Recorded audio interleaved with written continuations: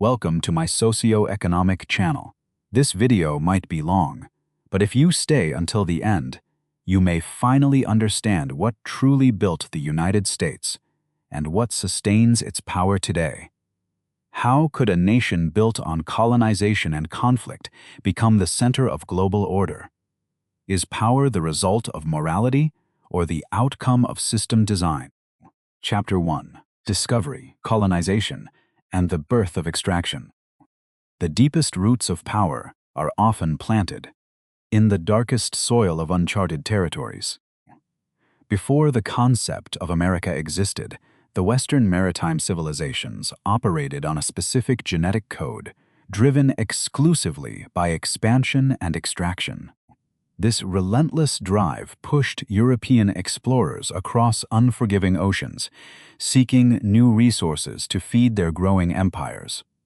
In the year 1492, a funded expedition accidentally stumbled upon a vast and populated continent while searching for Asian trade routes.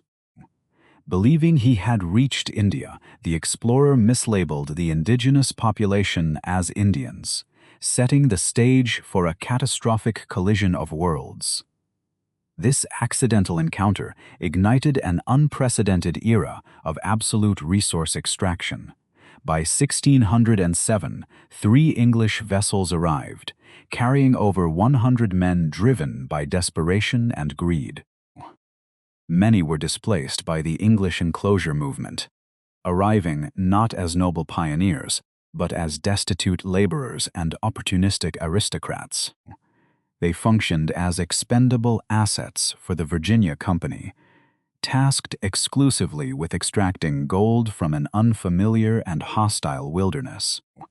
Lacking basic agricultural knowledge and staring into the abyss of starvation, these early invaders survived only through the generosity of the indigenous Powhatan tribe. The natives provided essential sustenance and agricultural instruction. However, the human instinct for infinite expansion quickly overpowered any fleeting sense of gratitude, transforming vulnerable guests into ruthless conquerors obsessed with territorial dominance. In 1620, another vessel named the Mayflower arrived, carrying Puritans who weaponized the narrative of religious freedom. Despite their pious rhetoric, they operated with a refined self-interest that mirrored their predecessors. After receiving critical survival assistance from the natives, they systematically dismantled the very indigenous communities that had prevented their total eradication. This era birthed the complex illusion of moral superiority that would forever mask the brutal mechanics of colonization. The deliberate seizure of fertile land was accompanied by the devastating introduction of foreign pathogens like smallpox. Within decades, the flourishing indigenous population was violently decimated, reduced from millions to mere hundreds of thousands, forced into barren corners of their own ancestral homeland. The magnificent illusion of civilization was meticulously built upon the eradication of the unwanted, transforming raw violence into calculated institutional strategy. This marked the bloody dawn of the American socioeconomic experiment, where morality was constantly manufactured to justify economic cruelty. The foundation of an empire is rarely constructed upon noble intentions, but rather forged through the ruthless mathematics of absolute domination. The true foundation of immense wealth is rarely built upon innovation, but rather upon the systemic extraction of human life and stolen earth. Chapter 2. Violence, Land, and the Formation of Early Capital. After securing their fragile existence on the eastern seaboard, the early European settlers quickly transformed their survival tactics into an organized enterprise of conquest. They discovered that the vast and fertile soil of the American continent held unprecedented potential for economic exploitation. However, Cultivating lucrative cash crops like tobacco and cotton required massive amounts of human labor that the small colonial populations simply could not provide on their own. To solve this brutal economic equation, the colonists implemented one of the most ruthless exploitation systems in human history. They initiated the transatlantic slave trade, a vast commercial network that violently uprooted over 12 million African lives.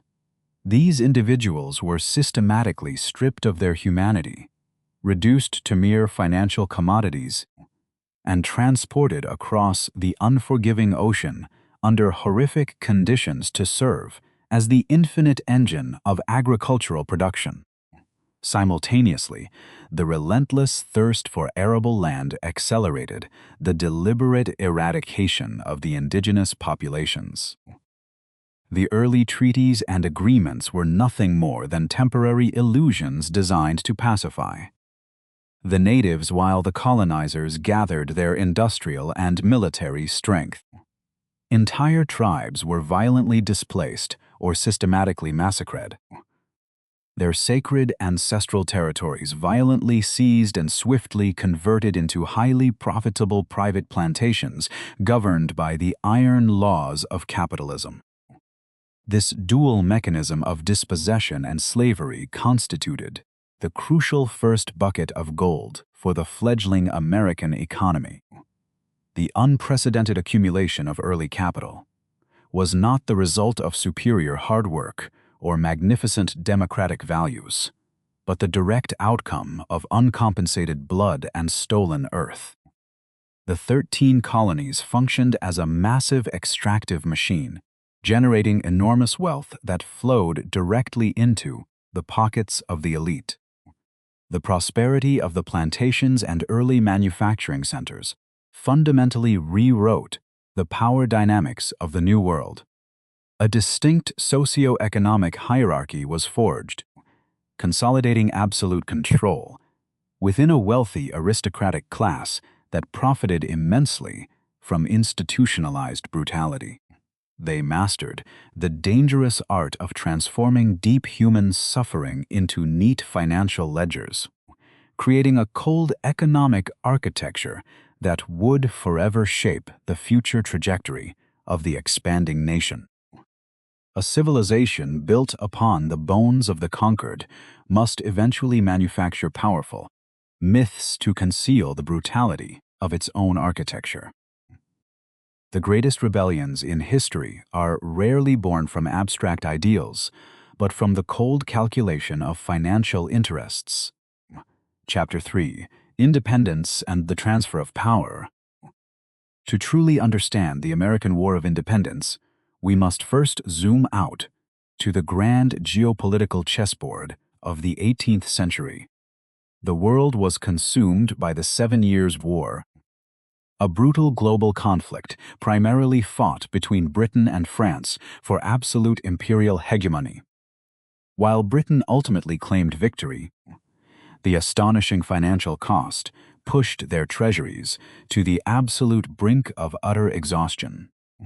Burdened by unprecedented sovereign debt, the British Empire turned its desperate gaze toward its flourishing North American colonies. For over a century, these colonies had enjoyed benign neglect, operating almost independently while accumulating vast regional wealth.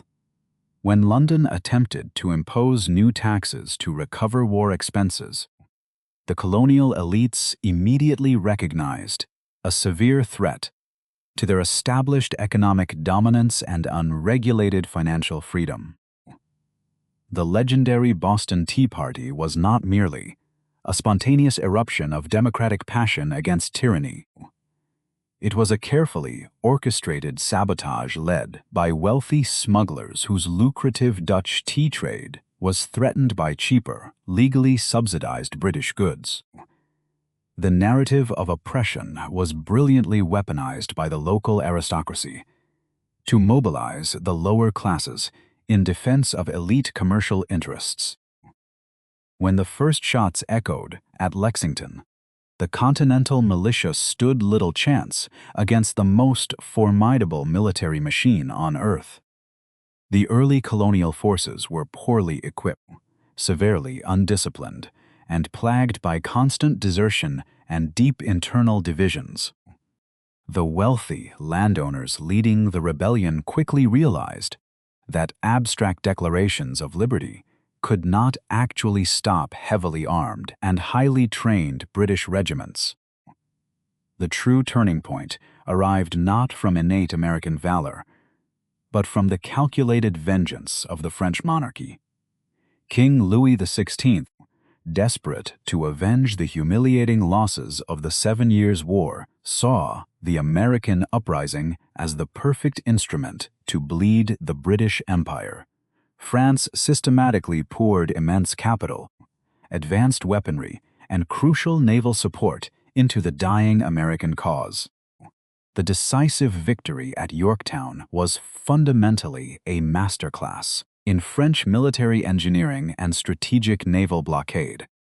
French soldiers actually outnumbered American troops in crucial engagements, providing the heavy artillery and professional discipline required to force a British surrender. The United States achieved its sovereign independence primarily as a byproduct of a much larger European power struggle, rather than solely through indigenous triumphs. Following the war, the domestic power structure did not shift toward the common man, but merely transferred between elites.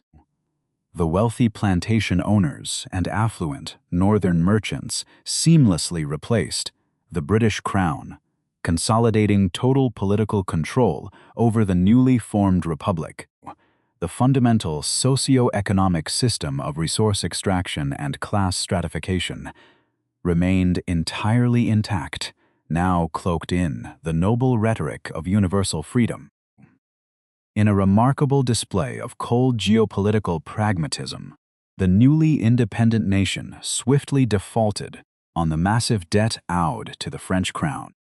This devastating financial betrayal severely accelerated the looming bankruptcy of France, ultimately igniting the violent French Revolution that claimed the life of the very king who secured American independence. Power had officially relocated, stripped of any sentimental loyalty or moral obligation. A revolution rarely destroys the throne of power. It usually just changes the identity of the monarch sitting upon it. The appetite of a growing empire can never be satisfied by the boundaries of its birth. Chapter 4. Expansion Logic and Territorial Growth. Following the consolidation of political power, the newly independent nation faced a critical socioeconomic dilemma. A capitalist ecosystem demands perpetual growth, requiring an endless supply of raw materials and new consumer markets to prevent internal stagnation. The founding elites understood that without continuous territorial expansion, the fragile republic would inevitably collapse under the weight of its own unfulfilled economic ambitions.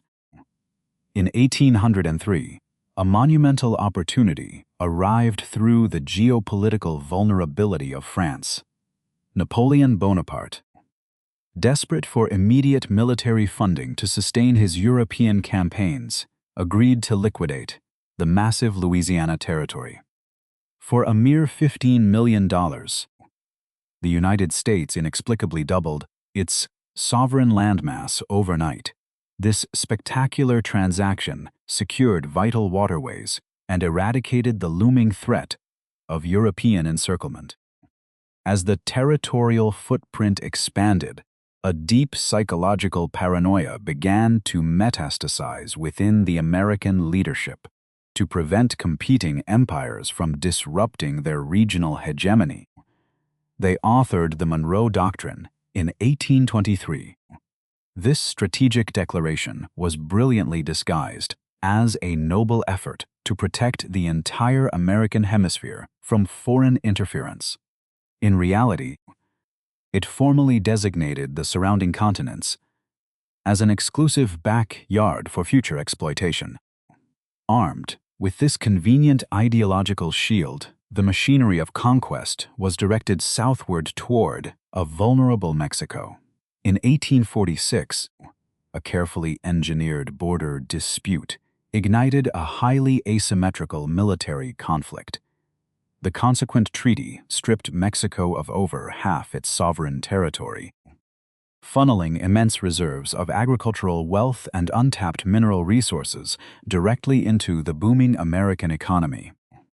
The logic of the predator dictates that weakness invites inevitable consumption. Meanwhile, the relentless march toward the western Pacific coast demanded the complete elimination of any remaining indigenous resistance. The mythologized westward expansion was not a romantic tale of brave pioneers discovering empty frontiers, but a systematized campaign of total ethnic cleansing. Backed by federal decrees and military force, native populations were hunted, slaughtered, and confined to desolate reservations. Progress was measured by the ruthless silence left in its devastating wake. This extraordinary streak of geopolitical opportunism culminated with the astonishing acquisition of Alaska in 1867. Exploiting the financial devastation of the Russian Empire following the Crimean War, American negotiators secured over 1 million square miles of frozen wilderness. Purchased for a paltry $7 million, this seemingly barren expanse later revealed incalculable strategic value and vast reserves of undiscovered oil and pure gold. True empire building relies not on righteous justice, but on the ruthless ability to capitalize upon the vulnerability of others. The true engine of modern hegemony is never merely the control of land, but the absolute mastery over the means of production. Chapter 5: Industrialization and the Rise of Capital Power.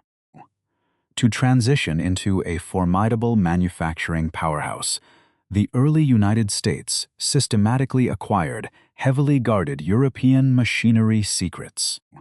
Ambitious entrepreneurs memorized complex British textile designs and fled across the Atlantic Ocean.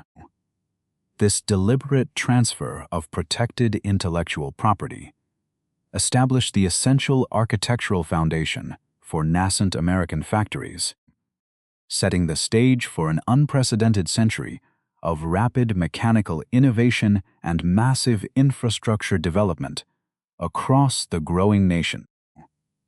To protect these infant industries from superior foreign competition, the federal government implemented aggressive protectionist policies. They imposed exceptionally high tariffs, forcing the domestic population to consume locally manufactured goods.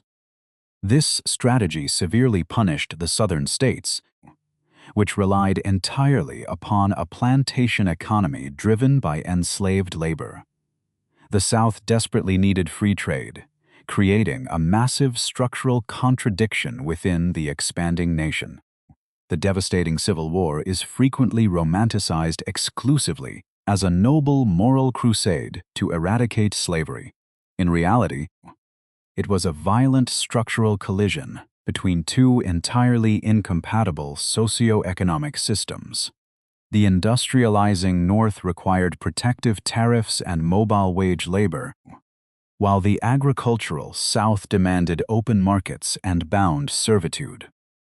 The Northern victory systematically destroyed the plantation aristocracy, clearing the path for unrestricted industrialization. Following the war, the United States experienced an unprecedented explosion of industrial capacity.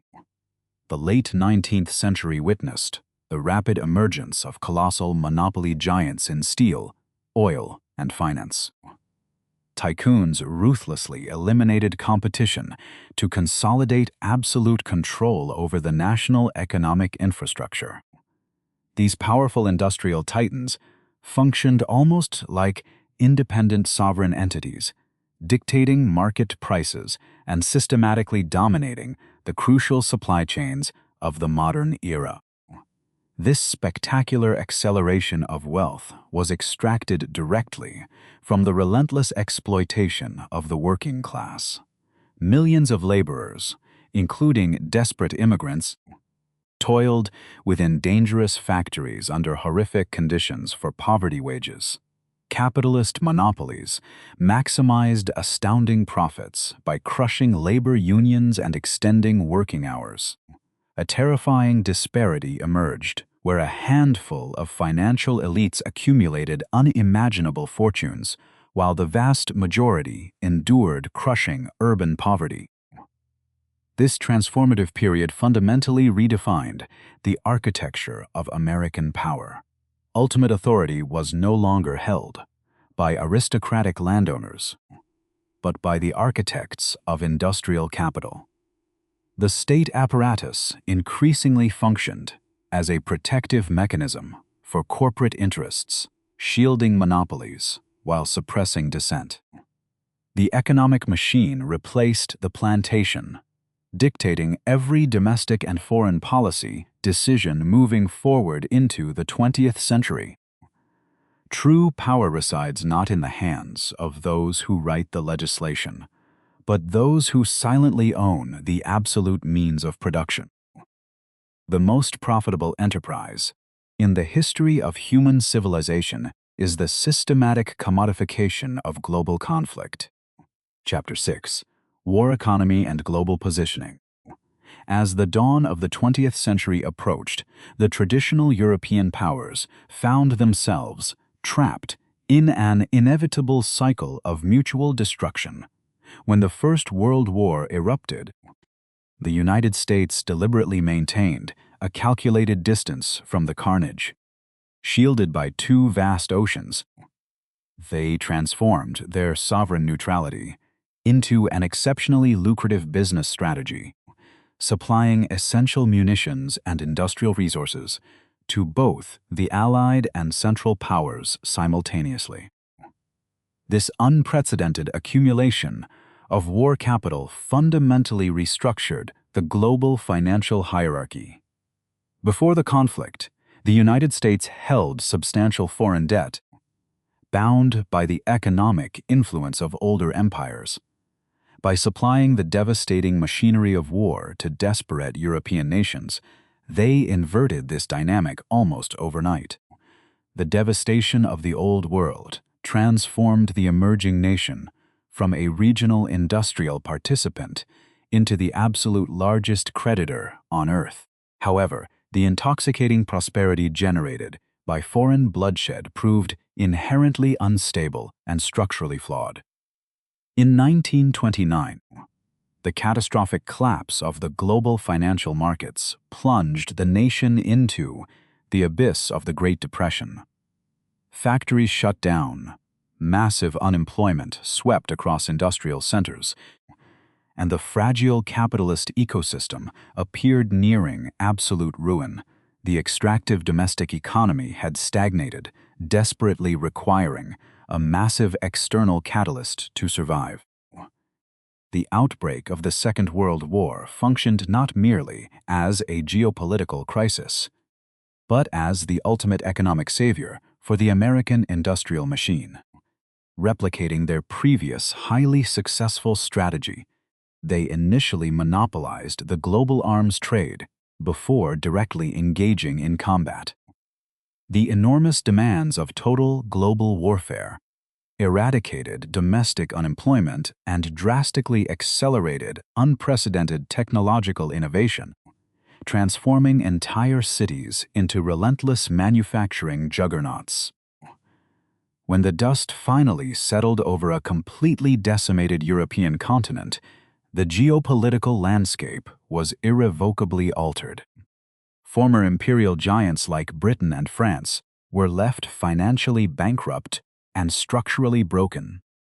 The United States emerged utterly untouched by domestic destruction, holding over half of the entire global manufacturing capacity and the vast majority of the world's gold reserves. Absolute power had successfully transferred across the Atlantic Ocean. A true superpower is never forged during times of peace. It is sculpted within the profitable ashes of other nations' destruction. The ultimate conquest of a nation is achieved not through the deployment of armies, but through the absolute monopoly of its currency. Chapter 7: Financial System and Dollar Dominance. After emerging from the Second World War as the undisputed victor, the United States did not rely exclusively upon military occupation to secure its new empire. Instead, they engineered a sophisticated architecture of financial control. By holding the vast majority of global gold reserves, they positioned the American dollar as the absolute center of international trade, fundamentally replacing the exhausted British pound without firing a single shot. The traditional European powers surrendered their financial sovereignty in exchange for desperately needed reconstruction capital. The United States brilliantly wove an invisible global web consisting entirely of credit and debt. They transformed simple paper currency into the ultimate geopolitical weapon. This masterful socioeconomic strategy allowed Washington to dictate the economic survival of entire continents, while maintaining the comforting illusion of sovereign independence for its defeated allies. As the 20th century progressed, the rigid gold standard became a severe burden on unlimited American expansion. In 1971, the federal government unilaterally severed the sacred connection between the dollar and physical gold. The global financial ecosystem faced immediate chaos. Yet, through calculated geopolitical manipulation, they swiftly anchored their fiat currency to the absolute lifeblood of the modern industrial world, which was Middle Eastern petroleum. This audacious maneuver birthed the Petrodollar system, an architectural masterpiece of global socioeconomic dominance. By ensuring that international oil could only be purchased using American currency, they guaranteed a permanent and artificial global demand for their paper notes. Every sovereign nation was suddenly forced to accumulate dollars simply to keep their domestic factories running, allowing America to extract tangible global wealth merely by printing fiat money. This exorbitant privilege permitted the United States to sustain massive sovereign deficits without suffering immediate domestic hyperinflation. They systematically exported their economic instability to developing nations. Essentially, they taxed the entire planet to continuously fund their luxurious domestic prosperity and expanding global military footprint. The financial system evolved into a highly sophisticated extractive mechanism, exponentially more efficient than the brutal colonial plantations of the distant past. To enforce this absolute financial monopoly, the astonishing American military apparatus was strategically repositioned across the globe. Nuclear submarines and aircraft carriers were no longer just instruments of territorial defense. They transformed into the heavily armed enforcers of the dollar system. Any sovereign nation attempting to bypass this financial architecture faced immediate economic strangulation, covert regime change, or devastating military intervention, disguised as the spread of democracy. True hegemony is realized when the conquered willingly finance the very machinery that guarantees their endless subjugation. An empire that feeds exclusively upon infinite expansion will eventually begin to devour itself when the boundaries of the world are reached. Chapter 8: Internal Contradictions and Structural Pressure. Following the collapse of the Soviet Union in 1991, the United States stood as the unchallenged global hegemon. They proclaimed the end of history, assuming their socio-economic architecture was the final evolution of governance. However, The sudden absence of a unifying external adversary exposed a fatal structural flaw. Without a terrifying enemy to distract the population, deep internal contradictions rapidly began to fracture the fragile imperial foundation. As the new millennium dawned, the need to maintain control over global energy resources demanded fresh military interventions. The tragic events of 2001 provided the perfect ideological pretext for an endless war. Under the noble guise of eradicating extremism, the military apparatus initiated massive Middle Eastern invasions. The underlying objective was to permanently secure the vital petroleum reserves that guaranteed the survival of the dollar hegemony. Yet, these prolonged conflicts quickly transformed into catastrophic financial black holes. The nation burned trillions of dollars in distant deserts, severely bleeding the domestic economy to sustain foreign occupations. Simultaneously, the relentless pursuit of maximized corporate profits drove the industrial base entirely offshore. The heartland was systematically hollowed out, leaving behind rusting factories and devastated working communities that had once built the formidable backbone of the triumphant 20th century empire. Instead of manufacturing tangible goods, the economy became dependent upon complex financial engineering and the endless printing of fiat currency. Elite banks prioritized speculative trading over genuine productive investment, accumulating unimaginable wealth, while citizens faced stagnant wages and crushing debt. The system generated astronomical capital, but utterly failed to distribute prosperity. This engineered reality created a staggering chasm of inequality unseen since the brutal era of the early industrial robber barons. This immense socioeconomic pressure inevitably erupted into severe domestic political polarization.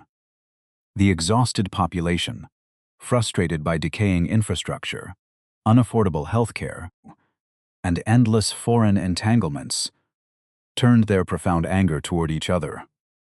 The political apparatus fractured into hostile factions, utterly incapable of addressing systemic failures. An empire designed to conquer. The external world found itself paralyzed by internal contradictions, desperately printing currency to mask the terrifying reality of its profound structural decay. The ultimate tragedy of hegemony is that the very mechanisms created to ensure infinite expansion will ultimately guarantee internal collapse. The ultimate threat to a dominant empire is never a superior army, but the sudden appearance of a successful alternative. Chapter 9: Global Influence and System Export. For decades, the American hegemony successfully convinced the world that its specific socioeconomic architecture was the only valid raw path to prosperity. Nations were taught that adopting the predetermined financial rules, embracing the dollar, and surrendering essential economic sovereignty were the mandatory prerequisites for modernization. This ideological monopoly was exported globally, functioning as the ultimate intellectual framework that silently justified the continuous extraction of resources from the global periphery toward the imperial core. However, the deepest fear gripping the imperial architects today is not simply the military might or economic output of a competing superpower. The true existential terror stems from the gradual realization that their entire ideological narrative might be fundamentally flawed. When a massive competing civilization demonstrates the astonishing ability to industrialize, eradicate poverty, and innovate technologically without engaging in colonial conquest or financial subjugation, the foundational myths of the extractive empire inevitably shatter. Confronted by this profound structural threat, the hegemony resorts to its most primal instincts, initiating a relentless campaign of technological containment, economic sanction, and geopolitical encirclement. They desperately attempt to isolate and strangle the emerging alternative, believing that short-term high pressure can break the will of a civilization that measures time in centuries. This aggressive posture is not merely a strategic choice, but a biological imperative for a system completely dependent upon absolute domination. This geopolitical collision reveals a fascinating asymmetry in civilizational survival strategies. An extractive empire fundamentally requires a constant external enemy to manufacture internal cohesion, endlessly striking outward to maintain its fragile domestic balance. Conversely, a historically cohesive civilization operates on internal integration, absorbing external shocks while relentlessly refining its own independent ecosystem. It is the ultimate attrition between a boxer endlessly throwing exhausting punches and a deeply rooted mountain quietly outlasting the storm. As the global South observes this monumental struggle, a quiet rebellion spreads across the international chessboard. Sovereign nations are gradually deconstructing their absolute reliance on the dollar system, forging alternative supply chains, and seeking partnerships grounded in mutual infrastructure development rather than forced ideological compliance. The magnificent illusion that the entire planet must willingly subordinate itself to a single financial master is rapidly dissolving, replaced by the inevitable return to a multipolar reality. A civilization engineered exclusively for infinite conquest will tragically devour itself the exact moment it runs out of worlds to conquer. True longevity is never forged through the endless subjugation of others, but through the profound ability to harmonize within the immutable limits of our shared planet. If this deep exploration into the socio-economic architecture of empires has brought you value, please like this video and subscribe to my channel. We will relentlessly continue to decode the invisible systems that secretly shape our global reality. As we calmly witness the unprecedented transition of geopolitical power, I leave you with one final question to deeply ponder. Can a society built entirely upon the extraction of wealth ever truly learn to coexist in a world that now demands mutual survival